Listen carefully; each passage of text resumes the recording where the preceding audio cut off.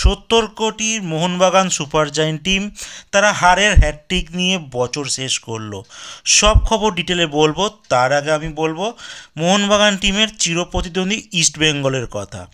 ইস্টবেঙ্গল টিমের একজন নির্ভরযোগ্য খেলোয়াড় বা সাপোর্টারদের নয়নের মণি ব্রাইট এনোবাকারের কথা।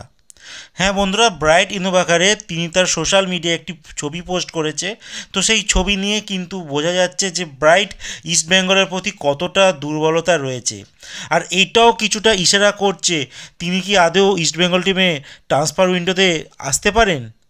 হয়তো আসতে পারেন বা নাও আসতে পারেন, কারণ কিছুদিন আগে ইস্টবেঙ্গলের কর্তা দেবব্রত সরকার একটি ইন্টারভিউতে তিনি বলেছিলেন যে কোচ যে প্লেয়ারকে চাইবে সেই প্লেয়ারকেই সাইন করা হবে।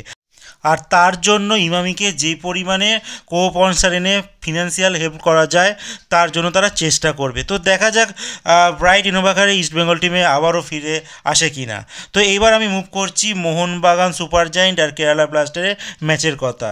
মোহনবাগান টিম তারা এবছর শেষ হারের হ্যাটট্রিক করেই শেষ করলো। তারা প্রথম হার শুরু করেছিল ইস্টবেঙ্গলের কাছে ডুরান্ড কাপে, তারপরে কিছুটা তারা সামলে নিয়ে কাপটি জিতে নেয় ডুরান্ড কাপ। এরপর তারা যখন এফসি কাপে উড়িষ্যা এফসির সঙ্গে খেলে সেখানে 5 গোলের লজ্জার হার বরণ করে। এরপর তারা গোয়ার কাছে 4 গোল খায়। এছাড়াও অনেক ম্যাচ তারা হারে।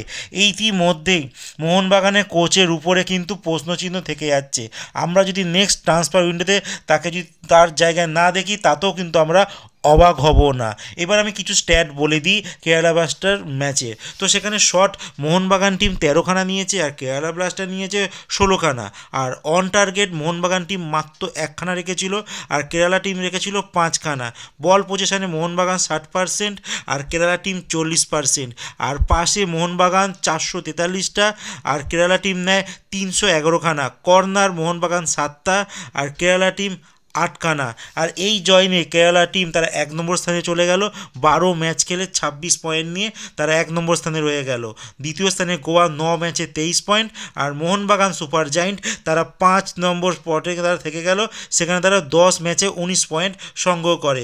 আর দিমিত্রিওস যিনি কেরালা ব্লাস্টারের স্ট্রাইকার, তার 7 নম্বর গোল হয়ে গেল আর তিনি বর্তমানে 1 নম্বর পজিশনে গোলের নিরিখে রয়ে গেলেন।